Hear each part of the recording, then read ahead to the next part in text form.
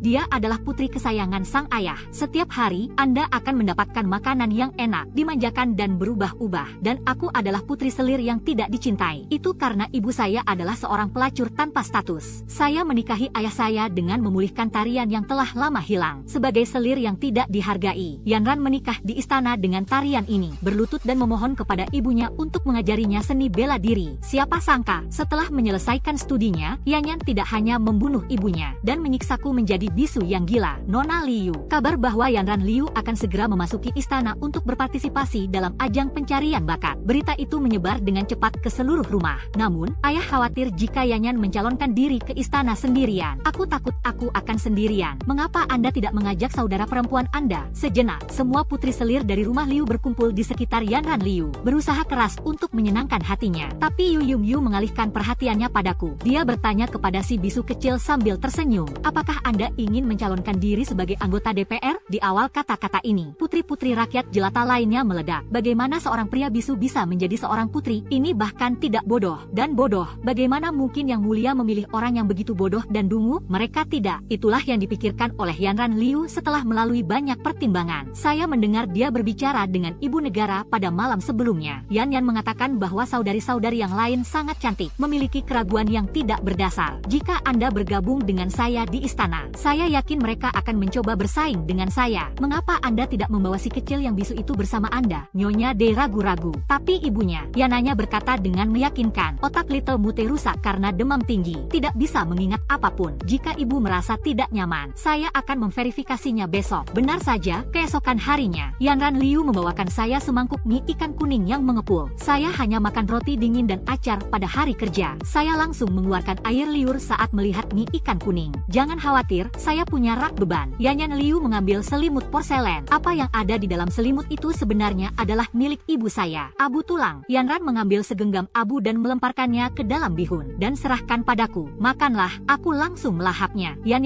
tersenyum. Apakah enak? Saya memberi isyarat dengan tangan saya. Rasanya enak dan saya ingin memakannya lagi. Yanran Liu tertawa dengan ibu negara di sebelahnya. Saya mendengar Yvonne memperlakukan Nyonya sebagai seorang ibu. Itu melegakan, bukan? Yu Yumyu selalu mengira saya tidak bisa bicara. Saya tidak berbicara sampai usia 6 tahun. Tapi ibu saya tidak mau menyerah. Dengan sedikit uang yang saya dapatkan untuk menyulam sapu tangan, bawalah saya ke dokter. Kemudian saya bertemu dengan seorang dokter bernama Song. Keterampilan medis yang sangat baik. Saya sudah minum pil ini selama sebulan. Ini benar-benar membuat kebisingan. Ibu saya mengatakan kepada saya untuk berterima kasih kepada Dokter Song. Dokter Song tersenyum dan menyentuh kepala saya. Orang yang benar-benar ingin Anda ucapkan terima kasih. Ini ibumu. Ibu saya adalah seorang wanita yang sangat pahit. Ayahnya telah melunasi hutang minuman kerasnya. 20 pot tembaga dijualnya. Dia mulai menari pada usia 4 tahun di April S Place. Tubuhnya dipenuhi dengan bekas luka dari pohon Willow Suster. Kemudian dia bergabung dengan rumah tangga kekaisaran. Dia adalah yang terakhir dari Muji. Tuan Xiangshu pernah menyukainya dan kemudian melupakannya. Begitu juga setelah memiliki bayi. Kami juga orang-orang yang diintimidasi di rumah ini. Tapi Bibi tidak pernah mengatakan dia pahit. Dia selalu memeluk saya, cium pipiku. Tuhan telah berbuat baik kepada saya. Biarlah saya memiliki anak perempuan yang baik. Ketika saya bisa bicara, ibu saya tidak ingin saya mengatakan apa-apa. Lagi pula, saat itu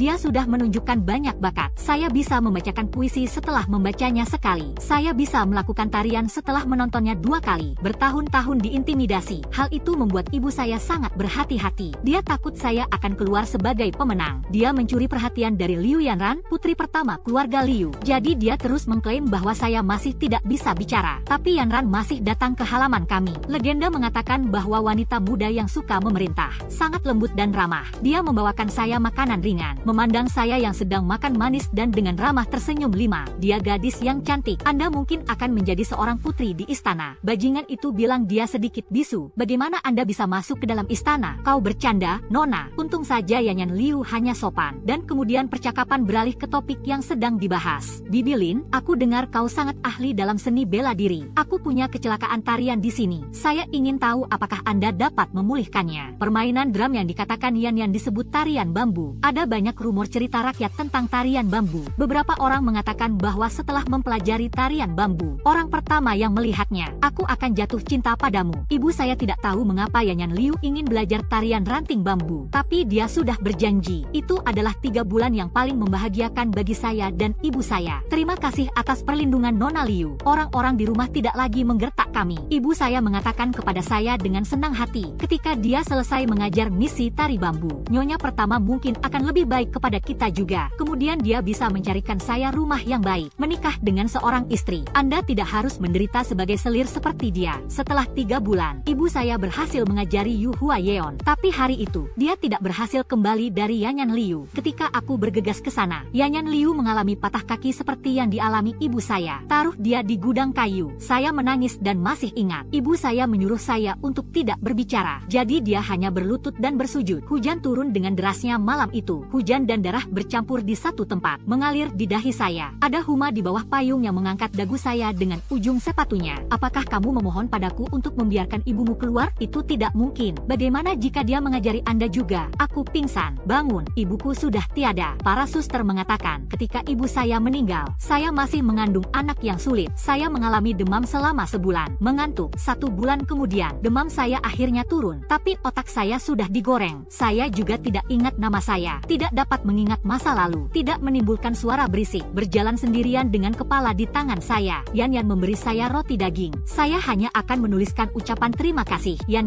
senang. Dia mengatakan kepada ibu negara untuk menjaga si kecil yang bisu. Dia adalah anjing saya yang tidak menggonggong. Yan tidak pernah memiliki anjing. Kalau tidak, dia akan tahu. Anjing yang tidak menggonggong akan menggigit dengan keras. Yan membawa saya bersamanya ke pemilihan umum. Dia tidak khawatir saya akan kehilangan muka di hadapan keluarga Ryu. Karena kebodohan saya hanyalah kekecewaan dan gumaman. Sepertinya tidak akan ada masalah. Hari pelaksanaan wajib militer. Kami berdiri di depan kuil bersama gadis-gadis lainnya. Janda permaisuri dan kaisar berjalan melewati kami bersama-sama. Kami memberi hormat serempak. Saya mendengar permaisuri menertawakan kaisar dan berkata, "Nama saya Cintian. Saya telah mengetahui nasib saya. Hari ini, Yang Mulia dikelilingi oleh energi ungu. Mungkin ada ratu masa depan di antara para wanita ini." Kaisar hanya tersenyum, tidak berkomitmen. Kaisar dan permaisuri telah memasuki aula besar. Para gadis panggung mulai masuk satu persatu. Yanran tinggal paling lama di dalam kuil. Wajahnya memerah karena kegembiraan. Ada kilatan ekstase di matanya. Saya tidak perlu memikirkannya untuk mengetahui bahwa dia melakukan tarian bambu. Tarian yang memukau hati kaisar. Semua orang bilang pemain terbaik dalam kompetisi ini adalah Yanran Liu. Namun tidak ada yang menyangka saya yang juga berasal dari keluarga Liu. Benar saja, ketika tiba giliran saya untuk memasuki aula besar, kekecewaan mendalam Yang Mulia. Bagaimana bisa seorang gadis bisu dipilih untuk masuk ke istana? Janda permaisuri tenang. Itu tidak biasa. Mungkin karena keluarga Liu tidak ingin menyia-nyiakan kuota. Tidak ada anak perempuan Giorgio. Jadi, ada orang-orang yang tidak pandang bulu termasuk. Yang Mulia tidak senang dengan letakkan saja tandanya. Saya terdiam di dalam kepala dan saya berpikir berulang kali. Kisah mantan Lady Hawker. Itulah yang dikatakan ibu saya kepada saya. Dia mengatakan bahwa Nyonya Tik tidak bisa mengepalkan tinjunya saat masih kecil. Akibatnya, ketika dia dibawa ke hadapan kaisar, kepalan tangan terbuka untuk pertama kalinya. Ia memegang sepotong batu gio. Jadi kaisar membawanya kembali ke istana. Favorit khusus selama bertahun-tahun. Pria memang seperti itu. Jika Anda memberi mereka semacam pengalaman pertama kali, mereka menganggapnya sebagai sebuah kehormatan. Bahkan sang kaisar, yang tidak pernah bisa dilakukan adalah saat melihat dia. Untuk pertama kalinya, semakin langka perburuannya, semakin langka pula hewan itu. Semakin dia akan berpikir bahwa ini adalah hal yang terburu-buru. Jadi, saat kaisar hendak melemparkan tanda itu, ketika suster datang untuk membawa saya pergi, saya berbicara secara tiba-tiba. Memang, apa yang saya katakan hanyalah sebuah kata sapaan biasa. Hidup kaisar, hidup sang permaisuri. Namun, kaisar dan permaisuri langsung terkejut setelah mengonfirmasi sebelumnya. Memang benar bahwa setelah tidak pernah berbicara sepatah kata pun, semangat janda permaisuri terangkat. Yang Mulia, pohon besi telah mekar. Seorang wanita bisu membuka mulutnya. Ini adalah pertanda yang sangat baik. Yang Mulia mendengar apa yang dikatakan, dan warna kegembiraan terpancar di keningnya. Dia menatap saya dengan penuh ketertarikan. "Siapa namamu?" "Putri saya, Liu Shishi." Janda permaisuri perlahan-lahan berkata di sela-sela Liu dan menghentikan sisa pertemuan. Liu Stopping adalah nama yang bagus. 1 batang dupa kemudian, semua orang tahu, kedua putri dari keluarga Liu telah bergabung dengan istana. Ketika berita itu sampai ke rumah Liu, Yanran Liu pertama kali tertegun, dan kemudian dia berlari ke rumah saya seperti orang gila. Sesuai dengan sifat Yanran Liu, dia akan menampar saya terlebih dahulu. Namun, kali ini, dia membeku begitu memasuki kamar saya. Bibi Joy dari istana sudah ada di kamar saya. Di depan Bibi Joy, Yan tidak bisa marah. Itu sebabnya, separuh tangan terlempar keluar. Kamera ditarik dengan sekuat tenaga. Dia menatap saya dengan mata bulat. Saya bertanya kepada saudari kelima dengan suara paling tinggi, "Anda sudah sakit selama bertahun-tahun. bagaimana Anda bisa tiba-tiba menjadi lebih baik dalam pemilu? Ini sebenarnya bukan obat. Sudah jelas bahwa keluarga Liu telah berada di posisi yang sama selama bertahun-tahun. Saya tidak pernah melihat seorang pengatur tulang melihat saya, tapi saya tidak akan mengatakan apa-apa tentang itu. Saya tidak tahu. Saya hanya mengangkat tangan saya dan berkata tidak tahu. Bibi Hei melangkah maju di sampingku. Tersenyumlah pada Yan Yanran. Baginda Raja memerintah negara dengan baik. Nasib baik membentang jauh dan luas. Liu sama diberkati dengan pemandangan Raja Naga. Dia diberkati dan dia sembuh. Itu berasal dari bibi yang menyerang saya. Yanyan Liu tidak punya cara untuk membantahnya. Dia berkedip, dipaksa ke batu besar. Saya yakin Yu Yumyu berada dalam kondisi terkejut sejenak. Dia curiga. Saya menduga bahwa kebodohan dan kebodohan saya sebelumnya adalah sebuah akting. Jika memang itu masalahnya, saya tidak boleh melupakan kematian ibu kandung saya, Antelope. Namun, Yanran segera menghilangkan keraguannya. Lagi pula, saya bahkan sudah pernah memiliki abu ibu saya sebelumnya. Mereka semua memakannya tanpa mengubah warnanya. Belum lagi fakta bahwa saya bisa berbicara. Namun, ia masih tetap orang yang hangat dan pendiam seperti dulu. Ikuti Yanyan Liu. Tidak membalas tembakan. Memarahi tanpa membalas, idiom, tutup mulut. Dia sedikit bisu di jalan Nyonya Davis. Menyala, menginginkan latar belakang tetapi bukan silsilah. Menyala, menginginkan postur tubuh tetapi tidak memilikinya. Masa depan tidak akan bisa mencuri dukungan saya. Seolah-olah membenarkan kata-kata Yanran. Peringkat para pragawati pun segera diumumkan. Yanyan Liu adalah salah satu gadis panggung. Orang pertama dengan skor tertinggi. Karena Kaisar jatuh cinta padanya pada pandangan pertama. Begitu tiba di istana, ia diberi pengecualian untuk menjadi putri peringkat ketiga. Dan saya hanya seorang anak kelas 6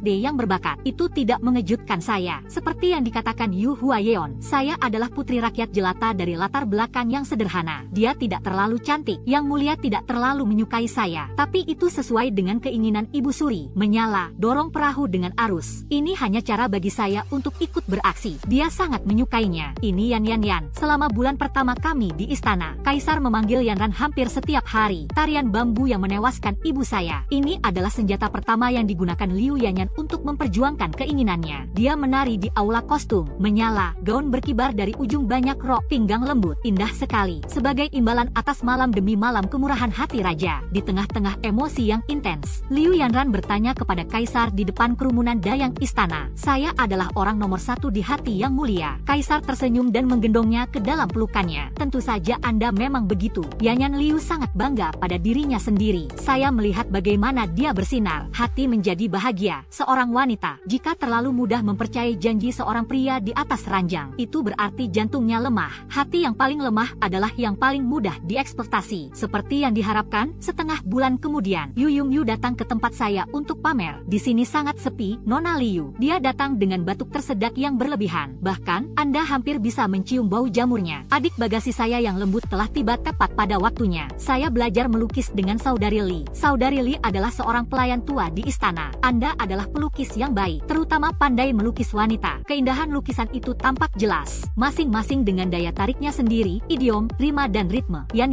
tidak peduli. Dia mengorek-ngorek kukunya, mengacak-acak lukisan kami secara acak. Anda adalah orang yang tidak mendukung. Malam yang tak berkesudahan, idiom, GBL. Penderitaan yang panjang. Harus menemukan sesuatu untuk dilakukan dengan waktu saya. Semua orang tahu itu. Saya sudah lama berada di istana. Yang Mulia tidak pernah datang menemui saya. Dia menyukai kecantikan yang kaya dan cemberut. Dan saya pucat dan tidak banyak bicara. Sepertinya tidak ada peluang untuk disukai olehnya. Orang-orang di istana lebih baik daripada Liu Fu untuk bakat tanpa bantuan. Bahkan pelacur atau kasim pun bisa menginjaknya. Yu Yumyu sebagai adik saya. Dia tidak hanya tidak pernah melindungi saya. Dia bahkan bercanda dengan para selir lainnya. Liu Sisi adalah wanita jalang kelas 5. Anda bahkan tidak layak untuk mencuci kaki saya di rumah Liu. Sekarang saya bisa menjadi tuan di istana. Mungkin ibunya yang sudah meninggal. Saya telah membantunya di dunia bawah. Pada saat ini, menghadapi cemoohan Yanran, saya tidak mengubah wajah saya. Ini hanya ekspresi persetujuan yang lemah lembut dan murung. Apa yang dikatakan kakak saya? Yanran Liu mengerutkan sudut mulutnya, melihat-lihat lukisan Suster Li secara acak. Tiba-tiba tangannya berhenti. Sebuah lukisan pun muncul. Ini dilukis oleh Suster Li. Kertas beras. Seorang wanita menari di tengah-tengah aula pakaian. Gaun merahnya secerah api. Rambut hitam terciprat seperti tinta. Siapapun yang melihat gambar ini, semuanya akan diambil oleh wanita ini. Keindahan menyentuh hati. Yanran berkata dengan gembira. Saudari Li menarikku. Ia kemudian segera menggambar lukisan itu. Berikan kepada pelacurnya. Bungkus untukku. Saudari Li dalam keadaan yang sulit, yang mulia. Itu adalah lukisan karya budak saya. Liu Yanran tidak senang karena pihak istana tertarik dengan lukisan ini. Ini Ini adalah sebuah berkah baginya. Mintalah, apakah Anda akan mengatakan tidak? Dikenal semua orang. Liu Jiu sedang naik daun. Tidak boleh tersinggung. Suster Li menelan ludah. Tundukkan kepala Anda dan jangan ucapkan sepatah kata pun. Yanran Liu memberikan senyum puas. Tinggalkan lukisannya. Saat dia berjalan, saat menginstruksikan para pekerja, letakkan gambar ini. Berikan pada Kasim Feng, pria yang kita ajak bicara terakhir kali. Katakan padanya untuk menggantungnya di perpustakaan kerajaan. Yang mulia tidak bisa tidak merindukannya. Tidak jauh di belakang mereka. Saya berdiri dalam bayang-bayang.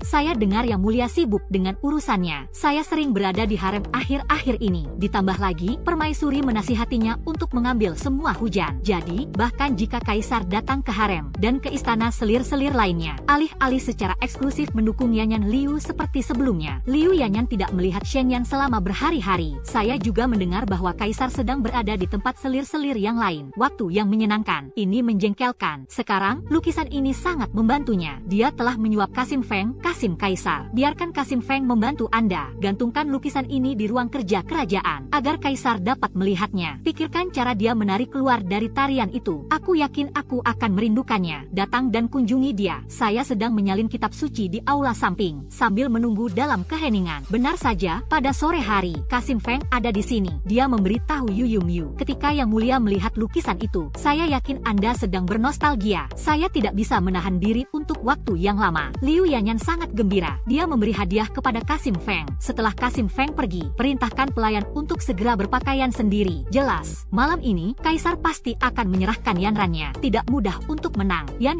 Liu membutuhkan waktu 3 jam penuh, mandi dan berpakaian, berdandan dan berpura-pura menjadi orang lain. Diakhiri dengan kelopak bunga segar. Oleskan ke dahi dan pipi. Saya mengenakan riasan bunga yang cantik dan orisinil. Yu Yumyu menunggu dan menunggu. Dari matahari terbenam hingga pertengahan bulan, kaisar tidak datang. Tunggu sampai akhir. Kelopak bunga di wajah Yanran mulai mengering. Dia tidak bisa menahannya. Selanjutnya, ia berinisiatif untuk bertanya kepada kaisar. Jawaban yang didapat adalah bahwa kaisar telah pergi menemui Putri Rose. Yanyan Liu tidak pernah memimpikannya. Wanita dalam lukisan itu sama sekali bukan dia. Ini adalah cinta muda kaisar, selir Wei. Ketika Wei Guifei mengenakan gaun merah, tarian di tengah-tengah aula kebaktian. Dia adalah wanita pertama dalam kehidupan kaisar yang mengejutkan waktu. Yanran mengira bahwa dia adalah favorit kaisar, tapi dia sebenarnya hanya seorang pemeran pengganti. Tidak heran jika Yanran tidak pernah memperhatikan Putri Wei. Sejak kami memasuki istana, kaisar tidak pernah menyukai selir Wei. Putri Wei sedang sakit. Saya jarang keluar dari istana, tetapi jika Yanyan Liu tidak mematuhinya, saya sangat senang bisa mendapatkan dukungan. Aku serius. Tanyakan saja pada punggawa lama. Bertahun-tahun sebelum kami memasuki istana, kaisar mencoba untuk membuat pilihan untuk Yang Mulia tak tertahankan. Jika bukan karena sifat sombong dan perjudian Yang Mulia,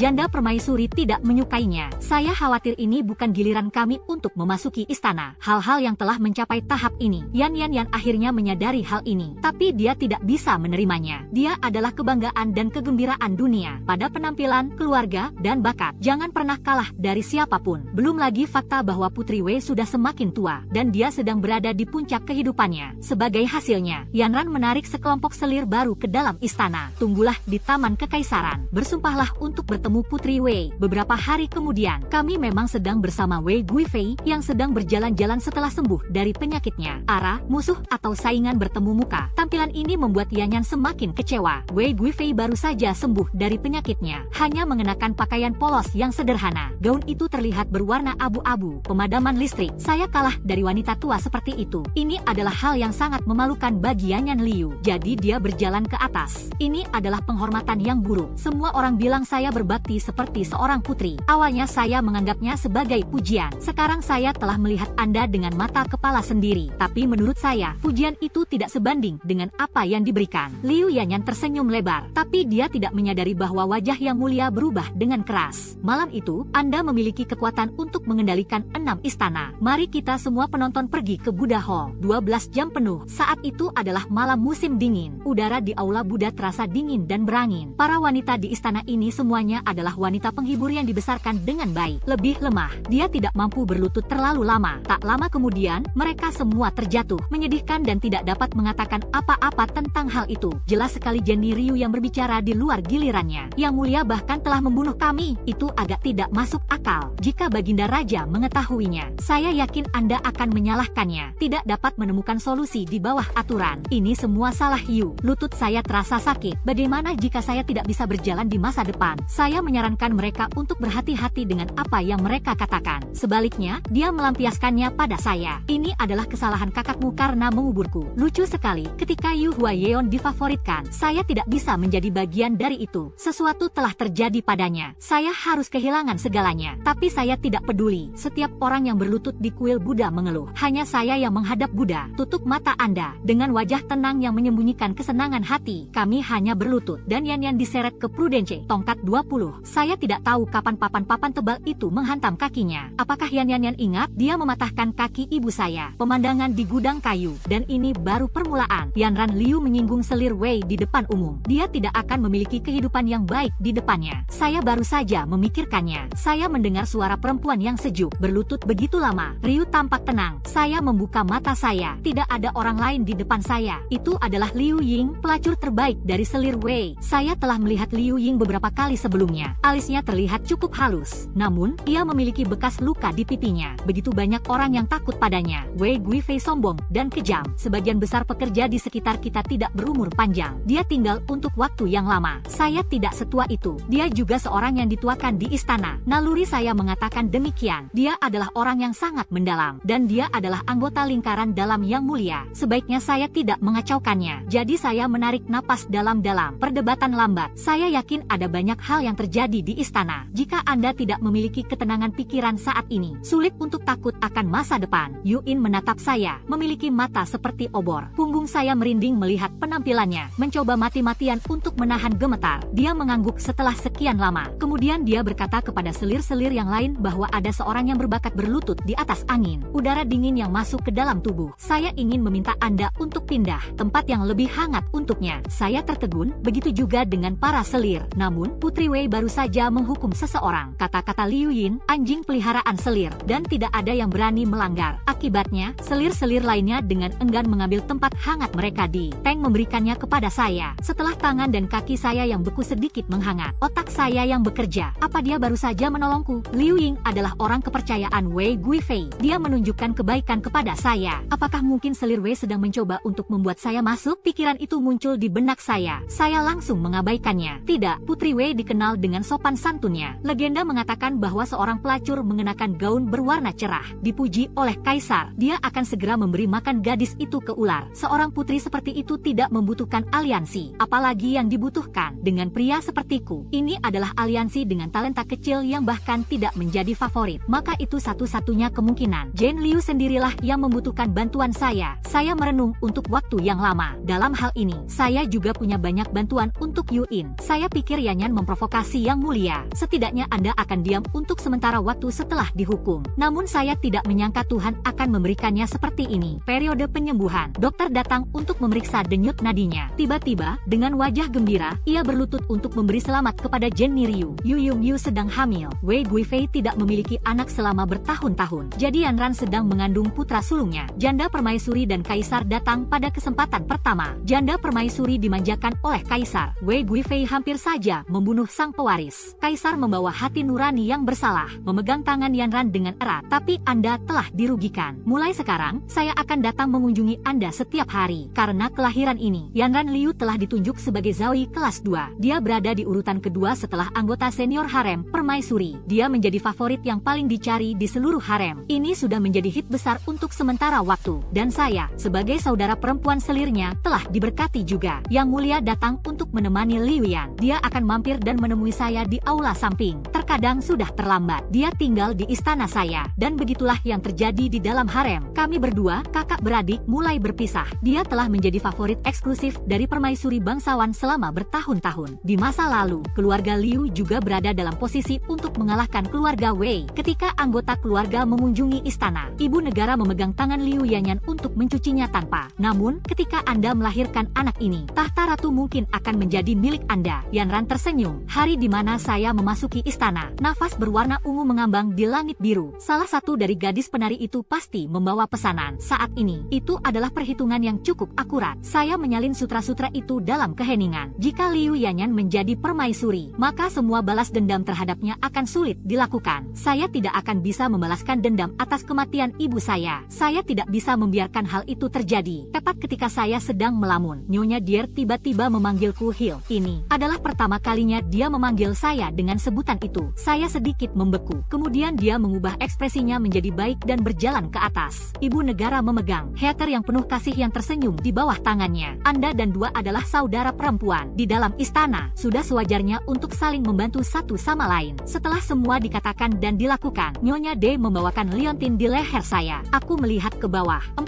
senar yang memegang kalsedon bulat yang jernih. Setiap bagian dari kalsedon ini sangat berharga. Saya mengambil hadiah dari Nyonya Tai dengan tergesa-gesa. Nyonya D berkata dengan lembut bahwa itu bukan apa-apa. Anda akan mendapatkan promosi Anda sendiri di masa mendatang. Yanyan Liu pun tersenyum simpul, seolah-olah dia benar-benar kakak pertama yang sangat dekat dengan saya. Tapi saya tahu itu tidak mungkin. Mereka pernah membohongi ibu saya dengan kata-kata yang hangat. Tidak mungkin menipu saya dengan cara yang sama lagi. Jadi pada siang hari, saya pergi ke bagian terpencil dari Royal Garden. Cukup yakin, saya melihat sosok yang tidak asing di sana. Liu Ying dengan sabar mengidentifikasi beberapa tanaman. Ternyata aku datang di belakangnya. Tampaknya tidak mengejutkan. Aku mengukur Liu Ying. Pinggangnya terasa lebih ringan dan lebih ringan. Berat badan saya turun lagi. Saat ini, Wei Guifei menyalahkan Liu Yanran atas insiden sebelumnya. Sang kaisar kembali bersikap dingin. Liu Ying sebagai selir bangsawan di istana. Ini tidak mudah. Saya tidak diberi makan atau berpakaian sebaik dulu. Saya menyerahkan makanan yang sudah dibungkus di tangan saya. Dia tidak mendapatkan cukup makan bahkan jika dia berkelahi. Katakanlah saya mengambil ini dari tempat di makanan dan pakaian di istananya adalah yang terbaik saat ini. Liu Yin memakannya dengan ringan. Bayi Liu Zaoyi, saya tidak tahu berapa banyak orang yang akan membenci saya sekarang. Bagaimana Anda tahu itu? Tidak ada racun di dalam hati Anda. Saya menggelengkan kepala melihat pola makan di saya. Setiap hidangan diperiksa oleh dokter kekaisaran. Dia sangat berhati-hati dengan orang lain. Tidak ada kemungkinan keracunan. Selain itu, Anda tidak dapat mengetahui apakah itu diracuni atau tidak. Tapi saya tidak bisa menyembunyikannya dari bibi Liu Ying. Saya diam-diam mengikuti Liu Ying selama berbulan-bulan. Dia ditemukan keluar masuk rumah sakit imperial. Tidak ada yang tahu lebih banyak tentang farmakologi selain dia. Liu Ying menatapku dalam-dalam. Ambillah camilannya. Dia mengambil 2 gigitan, melirik ke arah kalsedon kristal es di leher saya. Ini bagus, dia mengatakan, tetapi kurang. Saya akhirnya mendengar jawaban yang saya cari. Apa yang mencurigakan dari hal ini? Liu Ying telah menghabiskan dimsumnya. Letakkan kembali kertas makanan ringan di tangan saya. Berbaliklah dan berjalanlah menjauh. Saya melihat ke kejauhan. Benar saja, saya melihat sesosok bayangan yang berkelebat di semak-semak. Itu adalah pembantu pribadi Yanyan Liu. Dia melihat saya bertemu dengan Liu Ying. Saya menggenggam kertas kembang gula di tangan saya. Ketika Yuin mengembalikan kertas itu ke tangan saya, sudah cepat menulis 2 kata di telapak tangan saya. Mask dalam kristal es kalsedon. Mask tersembunyi. Karena saya juga mulai menjadi favorit dan ibu negara dan Yanyan tidak ingin saya hamil. Mereka ingin memastikan bahwa bayi ini unik. Saya merobek-robek kertas makanan ringan itu, berpikir secara diam-diam dalam pikiran saya. Karena Anda begitu terikat dengan bayi ini, itu lebih baik. Seperti yang diharapkan, ketika saya kembali ke istana, Yanran sudah menunggu di sana. Segera setelah saya masuk, para kasinnya segera datang untuk menahan saya. Yu Yumyu menghampiri saya. Dia mengangkat tangannya dengan keras, menampar wajah saya. Liu Sisi, kau baik-baik saja. Dia mencibir. Sampah 2 digit. Dia pergi menemui seseorang dari istana Putri Wei. Saya mengeluarkan darah dari sudut mulut saya. Bergidik di. Mari saya jelaskan. Yanyan Liu marah. Tidak sama sekali. Menampar wajah saya lagi. Kupikir aku sudah berhasil. Anda berpikir untuk berkolusi dengan pihak luar untuk mencelakakan saya, bukan? Ia menembak ke kiri dan ke kanan. Saya mengeluarkan darah dari sudut mulut saya, dan kemudian dia menyeret saya ke kolam 1000 mil. Liu Yanyan dengan santai mengambil beberapa tusuk sate. Buanglah ke dalam danau. Kembalikan untukku. Akan kutunjukkan padamu. Anda tidak ingat hari-hari ketika Anda masih menjadi anjing saya. Tetapi air kolam renang terasa dingin di tengah musim dingin. Saya ingin berjuang. Namun, 2 orang kasim di sebelah kiri dan kanan menahannya. Melemparkannya langsung ke dalam danau. Saya menyelamatkannya dengan cara yang sulit. Saya tidak tahu sudah berapa lama. Mata saya menjadi hitam. Pingsan. Saya mengalami demam tinggi. Demam tinggi terakhir. Saya rasa itu adalah tahun di mana ibu saya meninggal. Dalam kekacauan, saya pikir saya melihat ibu saya lagi. Dia membelai kepala saya dan berkata kepada saya, "Hati, ayo, bangun, minum obatnya. Saya punya gula untuk Anda setelah Anda minum obat." Aku meneteskan air mata dalam mimpiku. Saya bilang bibi sedang menderita. Bujukan lembut ibu saya kepada ibu saya untuk mengetahui rasa sakitnya. Tetapi Anda tidak akan sembuh sampai Anda meminum yang pahit. Datang dan habiskan obat Anda. Hati yang baik adalah yang terkuat. Saya membuka mata saya. Ibuku sudah tiada. Sebagai penggantinya adalah Yanran Liu. Wajah cantik dan penuh kebencian. Menatap wajah saya dengan tajam. Untuk waktu yang lama dia tertawa, si kecil yang bisu. Anda benar-benar tidak melupakan ibumu. Aku tidak percaya aku telah tertipu olehmu begitu lama. Aku seorang putri sekarang. Yan tidak bisa membunuhku di tempat terbuka. Jadi pernyataannya secara lahiriah adalah, Nona Liu jatuh ke dalam danau, masuk angin. Anda perlu beristirahat. Sebenarnya, dia mengunci saya di ruang tambahan. Pintu tersebut dijaga oleh lingkaran dalamnya. Saya tidak akan mengizinkan pekerja saya untuk pergi ke dokter. Dan saya tidak ingin ada orang yang meminta apapun kepada saya. Dia mengatakan kepada Kaisar bahwa saya tidak sehat, tidak bisa tidur, menghapus tanda saya dari ruang pengawasan juga. Yanya tersenyum kepada saya dan berkata bahwa Anda mengambil keuntungan dari cahaya saya. Itulah mengapa kami ada di sini. Hari yang saya tidak ingin Anda memiliki semuanya. Semudah menghancurkan semut. Sama seperti saat aku menabrak ibumu. Setelah mengatakan itu, Yanran pun pergi. Saya dibiarkan berjuang sendiri di aula samping. Saya terbakar sampai garing. Pelacur kecil yang tinggal bersama saya selama bertahun-tahun menangis dan memegang tangan saya. Terus bawakan saya air es untuk mendinginkan saya. Black Ace melihat saya terbakar semakin tinggi dan semakin tinggi. Jika tidak ada obat, aku akan segera mati. Namun, para Kasim Yan menjaga pintu. Pelacur kecil itu mencoba keluar berkali-kali. Mereka memukuli dan melempar mereka kembali. Tuan kecil, tuan kecil. Pelacur kecil itu terisak tak terkendali. Saya menyentuh wajahnya, menggigit kembali senyum kepastian. Saya tidak bisa mati karena ini. Saya yakin saya bisa bertahan sampai dia jatuh sebelum saya jatuh. Saya tidak tahu sudah berapa jam berlalu. Kasim yang menjaga pintu. Tiba-tiba, kita seperti diberitahu sesuatu. Bergegas menuju aula utama. Saya terkejut tidak ada yang peduli dengan saya untuk sementara waktu. Pembantu itu segera bergegas keluar untuk mencari dokter untuk saya. Ketika dia memberi saya obat dokter. Selain itu, ia juga membawa kabar bahwa Yu Hua Yeon mengalami keguguran. Ketika saya menyeret tubuh saya yang lemah ke aula utama, Yanran masih dalam keadaan koma. Wajah gelap Kaisar menuntut penyelidikan menyeluruh. Akhirnya mereka tahu, ini adalah mask dalam senar Yu Yongyu. Dan tali ini diberikan kepada Yanran oleh selir Wei. Untuk hal ini, Wei Guifei dihukum berat dengan mengucilkan keluarganya. Dan setelah keguguran Yanran Liu, sangat terluka dalam vitalitas seseorang. Tidur sepanjang hari, dia sesekali terbangun dan menangis. Dia menangis dan meminta Wei Guifei untuk mengembalikan anaknya. Kaisar awalnya membujuk, tapi kemudian saya menjadi tidak sabar. Dari awal hingga akhir, dia menyukai Yanran. Tapi itu karena kecantikan dan pesonanya. Dan sekarang Yanyan Liu memiliki wajah yang acak-acakan. Gila, di tengah-tengah semua keributan, perlahan-lahan, semua kesukaan Kaisar terhadapnya memudar. Ketika Kaisar tidak datang, dia tidak datang. Semangat Yanyan semakin tidak seimbang. Dia biasa memeluk bantalnya dan mengatakan bahwa itu adalah bayinya. Dan dia selalu melambaikan guntingnya di sekitar istana. Dia mengatakan bahwa dia akan mati bersama Putri Wei. Pihak pengadilan sibuk mencoba menenangkannya. Tidak ada yang memperhatikan saya lagi. Larut malam saya menyelinap ke rumah sakit imperial. Aku bertemu Liu Ying. Dia berada di apotek mengambil obatnya. Anda tidak akan mengangkat batu ketika melihat saya. Katakan saja aku tahu itu kamu. Ini adalah desain Anda dari awal hingga akhir. Hari itu Anda datang menemui saya di Royal Garden. Tentu saja, saya menyadarinya. Di belakangnya ada pelayan Liu Xiaoyi. Tetapi Anda tidak saling mencampakkan satu sama lain. Sebaliknya, dia memilih untuk tetap menemui saya. Maka hanya ada satu kemungkinan. Anda bertemu dengan saya hanya untuk menunjukkan kepada Ryu Shuichi. Anda dengan tulus mencoba memprovokasi dia. Itulah sebabnya ia dibuang. Anda akan mengharapkannya untuk masuk ke dalam kolam ribuan mil. Saya menutup mata saya. Berbisik ya, aku tahu. Yan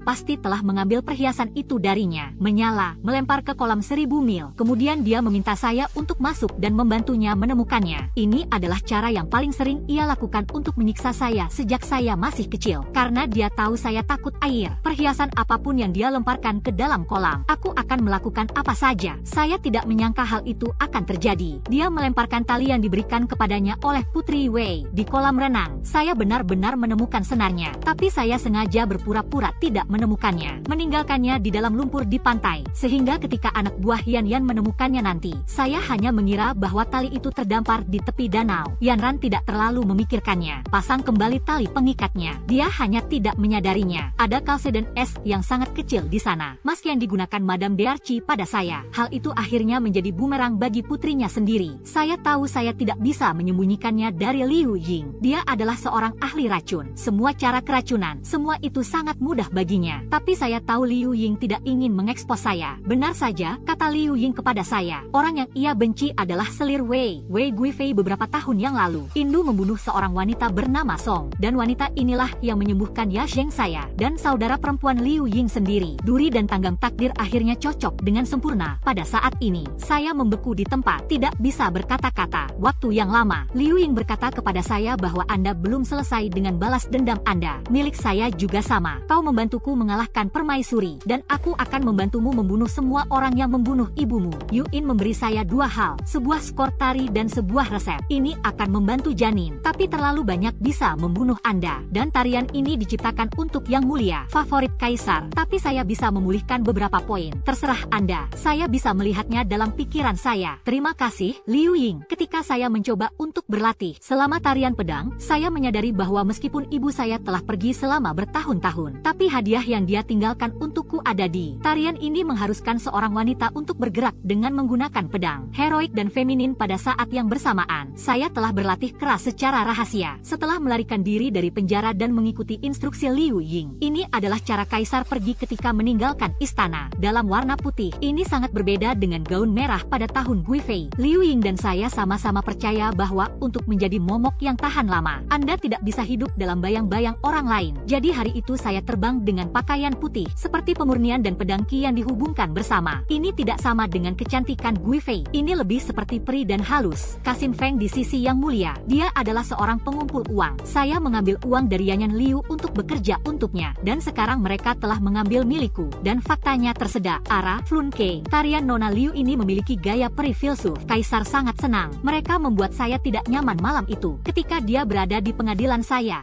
masih memikirkan Wei Guifei yang membumi, Liu Xiaoyi yang sedang bersama putranya, dan aku tidak marah. Sebaliknya, kita memaafkannya. Dia tidak bisa tidak terharu. Semua selir saling cemburu satu sama lain. Saya tidak percaya ada orang yang lembut dan pengertian seperti He Il. Aku tersenyum. Kaisar tidak mengerti. Aku tidak mencintainya, dan karena itu tak terkalahkan. Karena saya sangat lembut dan pengertian, Kaisar merasa sangat santai di istana saya. Saya sangat bingung dengan Wei Guifei dan Liu Zhaoyi. Sekarang partai berpikir bahwa saya adalah orang yang tidak kompetitif. Ini sangat berharga. Saya telah menyalin tulisan suci dengan tangan saya sendiri lagi dan lagi. Untuk janda permaisuri yang percaya pada agama Buddha. Itulah mengapa janda permaisuri menghargai saya. He Il terlihat seperti saya saat masih muda. Dan begitulah cara saya secara bertahap naik pangkat. Dihormati sebagai selir kekaisaran, dan penyakit Yanyan Liu. Dia berangsur-angsur membaik di bawah perawatan dokter. Gila, setelah dia pulih, saya menemukan bahwa saya dianggap sebagai anjing olehnya. Dia sudah menjadi favorit yang mulia. Permaisuri lain yang tidak terdistribusi. Ketika putra saya datang ke istana saya untuk memberikan penghormatan, mereka semua harus memanggil saya dengan sebutan yang mulia. Bagaimana Yanyan Liu bisa menanggung hal ini? Dia menyerbu istanaku. Saya akan dipermalukan oleh awal saya yang sederhana. Namun tiba-tiba saya mendapati pembantu sedang membantu saya meminum obat. Obat ini sangat efektif. Dokter Imperial datang untuk mendiagnosa hari ini. Dia mengatakan bahwa kelemahan Anda telah dikompensasi. Pembantu itu berada di tengah-tengah kalimatnya. Merasakan getaran yang buruk. Saya berbalik dan mendapati Yanran datang. Tutup mulut Anda. Namun semuanya sudah terlambat. Hal ini telah didengar oleh Yanyan Liu. Dia maju ke depan. Dengan senyuman muram, saya harap Anda, adikku, kamu memiliki barang yang bagus. Saya tidak percaya saya tidak membaginya dengan saudara perempuan saya. Aku bingung, saudari. Saya tidak perlu menjelaskannya. Berikan resepnya sesegera mungkin. Kesabaran Liu Yanyan sudah habis. Anda merasa tidak memiliki ahli waris. Jadi, Anda bisa berada di atas saya, bukan? Pembedaan antara istri pertama dan selir. Liu Fu akan selalu mendukung saya sebagai putri pertamanya. Jika Anda tidak memberikan, aku akan menyuruh ayahku mengeluarkanmu dari keluarga Liu. Buanglah roh ibumu keluar dari kuil. Tidak ada yang bisa saya lakukan. Saya harus meminta pelayan untuk memberikan resepnya kepada Yanran. Yanran mengambil resep tersebut dan pergi. Saya tidak nyaman dengan hal itu. Saya telah mencoba membujuk adik saya untuk datang ke rumah saya. Meskipun obat ini baik untuk janin, tetapi Anda tidak bisa meminumnya selama lebih dari 3 hari berturut-turut. Liu Yanran tertawa dingin dan meminta dokter untuk melihat resepnya. Tak satu pun dari obat ini yang beracun. Mengapa Anda tidak bisa meminumnya 3 hari berturut-turut? Proses pengobatan bisa memakan waktu paling cepat 7 hari hingga setengah bulan. Anda mengatakan kepada saya untuk tidak minum lebih dari 3 hari. Saya hanya tidak ingin saya membawa ahli waris lagi. Bukankah itu benar? Yu Huayeon menghampiriku. Angkat daguku. Bagaimana hal itu bisa terjadi? Aku akan memberitahumu, si bisu kecil. Ketika saya hamil anak laki-laki, mati, menjadi seorang ratu. Hal pertama yang akan kulakukan adalah membunuhmu seperti aku membunuh ibumu. Dia berhenti berbicara kepada saya. Dia meraih tangan pelayan itu dan meminum bantuan janin. Aku berbalik dengan sedih. Cepatlah pergi. Saya khawatir saya akan tertinggal satu langkah. Saya akan tertawa di hadapannya. Yannya Liu meminum obat tersebut selama 6 hari berturut-turut. Pagi hari di hari ke-7, tiba-tiba ia merasakan sakit yang luar biasa di perutnya. Para dokter telah berkumpul di istananya. Tetapi setelah melihatnya, saya tidak tahu apa yang salah dengan kamera ini. Itu normal. Liu Ying adalah saudara perempuan Dr. Song. Pengetahuan yang baik tentang farmakologi. Dia adalah seorang peracun terbaik. Jamu dalam resep itu semuanya tidak beracun. Cocok bersama. Namun, hal itu sudah cukup untuk memicu jatuhnya tubuh Yanyan Liu. Pada akhirnya, para dokter tidak dapat menemukan sesuatu yang salah. Saya takut disalahkan. Jadi mereka semua pensiun. Satu-satunya orang yang tersisa di toko itu adalah Yu Yumyu. Saya memberhentikan pekerja lainnya. Datanglah padanya. Suster, aku memegang tangannya. Merasakan perut saya sendiri. Saya punya kabar baik untuk Anda. Aku hamil. Yu Yumyu menatap saya dengan mata terbuka lebar. Tapi dia terlalu sakit untuk bergerak. Kau benar. Dengan Anda sebagai putri pertama, keluarga Liu tidak akan pernah menghargai saya sebagai anak perempuan biasa. Tetapi bagaimana jika anak perempuan pertama sudah tiada? Mulut Yanran Liu terbuka lebar. Tidak cukup napas, idiom, terengah-engah. Anda sama menyebalkannya dengan ibumu. Anda ingat semuanya. Bahkan abu ibumu pun bisa dimakan. Anda telah melakukan hal yang mengerikan. Anda membawa pewaris dan Anda akan mati. Saya menggelengkan kepala. Saudari pertama, jangan membodohi diri sendiri. Jika karma itu berhasil, ibuku akan diintimidasi sampai mati olehmu. Senyuman yang lebar. Saya membelai rambut Yanran Liu. Dia akan memberitahu Anda sebuah rahasia. Aku takut Putri Emai akan mati. Dan Anda juga akan mati. Orang yang mendapat manfaat dari keraguan itu adalah saudara perempuannya. Bagaimana denganku? Setelah kau mati, baik menteri maupun ibu negara, mereka hanya bisa mendukung saya. Lihat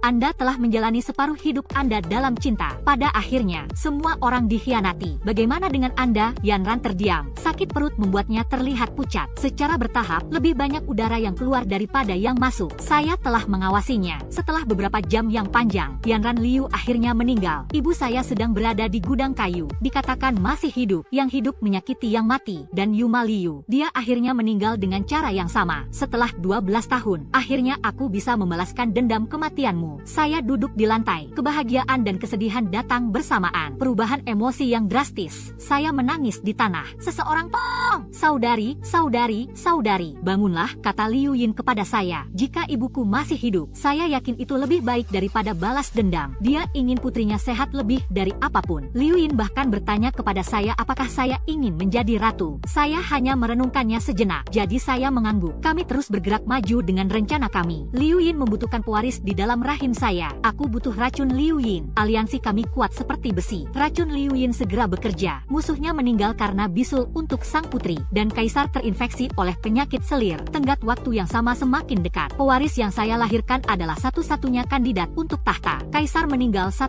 tahun kemudian. Anak saya dinobatkan sebagai kaisar. Saya akan menjadi ibu suri. Saya pikir Liu Ying akan membantu saya. Tapi dia sudah pergi. Hanya sepucuk surat yang tersisa. Dia mengatakan bahwa tujuannya adalah untuk membalas dendam pada selir Wei dan kaisar. Sekarang sudah selesai. Tidak perlu baginya untuk tinggal di istana. Wanita ini pandai menggunakan racun. Tempatkan aku di atas tahta permaisuri. Dan kemudian mereka meninggalkan saya sendirian. Saya yakin ini adalah salah satu yang ganas. Untung saja dia takut saya tidak bisa mengatasinya sendiri. Dia meninggalkan saya sebagai anak magang. Anak didik yang masih muda ini mewarisi 3 urusannya yang mahal. Saya diberitahu bahwa itu sudah cukup. Jadi saya membawa anak magang kecil saya bersamaku. Kembali ke keluarga Liu untuk mengunjungi kerabat. Saya sekarang adalah janda permaisuri. Ibu negara dan bapak gemetar ketakutan. Mereka semua samar-samar menebak. Saya mungkin tidak akan pernah melupakan kematian ibu saya. Permukaan. Saya hanya tersenyum dan meminta ibu menteri dan ibu menteri untuk minum teh. Bagaimana dengan teh ini? Mereka berdua menganggukkan kepala. Bagaimana mungkin teh yang diberikan oleh janda permaisuri tidak terasa enak? Aku mengangguk. Ya, bagaimanapun juga, ada bahan khusus di dalamnya. Saya menutup mulut saya dengan tangan saya. Dengan tenang, mereka berdua bergegas menuju ke Abu Yanran Liu. Nyonya Tai langsung pingsan di tempat. Ayah saya gemetar karena marah. Wajah Anda naik ke atas tempat tidur. Saya sangat marah. Saya tidak bisa berbicara. Saya terkejut melihat jenazah yang mulia dan istrinya. Saya tidak percaya itu sangat tidak sehat. Saya menukarnya dengan magang kecil Liu Ying. Saya tahu Anda telah belajar dengan seseorang yang sangat penting. Secara teknis brilian. Anda akan bertanggung jawab atas perawatan menteri dan istrinya. Tuanku adalah seorang peracun. Saya Saya hanya bisa membaca. Aku akan memberikanmu tatapan tajam. Diam, aku bilang kau adalah dokter kekaisaran. Anda adalah dokter kekaisaran. Peserta magang muda ini memiliki seorang Xiangshu dan seorang nyonya. Aku mengandalkanmu. Liu Xiangshu dan ibu negara dibesarkan oleh saya atas nama kedokteran dan rasa hormat. Dikurung di bawah tahanan rumah. Mereka memiliki seorang anak magang yang meracik obat untuk mereka setiap hari. Dia mencoba beberapa resep baru setiap hari. Pada awalnya, saya diberi pengarahan. Pada akhirnya, saya hanya akan memberikan bantuan dan Anda bisa melakukannya sendiri. Saya bisa mempercayai murid Liu Ying. Jadi dia pergi dengan penuh percaya diri. Dikatakan bahwa menteri dan istrinya mengalami penurunan kesehatan. Ruangan itu dipenuhi dengan jeritan kesakitan dan penderitaan setiap hari. Saya turut prihatin dengan hal itu. Mereka telah diberikan dokter terbaik di dunia. Masih belum sembuh. Kami hanya bisa mengatakan bahwa ini adalah kehendak Tuhan. Setelah itu, Liu Ying, yang sedang melakukan perjalanan di pegunungan, menghubungi saya lagi. Dia mengirimi saya surat kemanapun dia pergi. Saya akan mengirimkan makanan kecil yang terbuat dari makanan khas setempat. Dikatakan bahwa dia tidak mempelajari seni menyendiri akhir-akhir ini. Saya beralih ke dunia masak-memasak. Berikut ini adalah beberapa foto favoritnya baru-baru ini. Saya mengirimkannya ke seorang teman lama untuk dicoba. Saya mencolek dan mendorong benda-benda berwarna-warni dan berbau aneh ini. Tidak ada yang berani makan. Liu Ying memiliki kemampuan yang unik, membuat sesuatu yang beracun terlihat sama sekali tidak beracun. Apa yang tidak beracun terlihat sangat beracun. Dan kemudian bertahun-tahun berlalu. Anak-anak saya sudah tumbuh dewasa. Saatnya juga untuk memilih seorang putri. Menyaksikan gadis-gadis baru memasuki istana seperti bunga. Sebagian dari mereka bahkan ikut berlari ketika mereka berlari. Tari ingin disukai dengan tarian, tetapi kaisar tidak tertarik padanya. Pada akhirnya, ia juga tidak lolos seleksi. Yu Yumyu percaya pada legenda tarian bambu. Saya benar-benar berpikir bahwa orang pertama yang melihat tarian ini akan menjadi orang pertama yang melihatnya. Cinta yang tak terkendali pada diri saya sendiri. Tapi saya tidak tahu bahwa cinta di istana hanyalah mimpi. Ini adalah aliansi kepentingan yang tidak dapat dipecahkan. Anda bisa mencicipi sedikit demi sedikit bagian jantungnya. Saya bertanya kepada anak magang Yuin yang masih muda. Bagaimana kabar tuanmu? Selamat siang, guru. Saya selalu menulis untuk menyapa Ibu Suri. Saya mengatakan kepadanya bahwa Sultan telah memberikan penghormatan untuk waktu yang lama. Datanglah ke istana untuk minum saat Anda punya waktu. Setiap orang masih mabuk.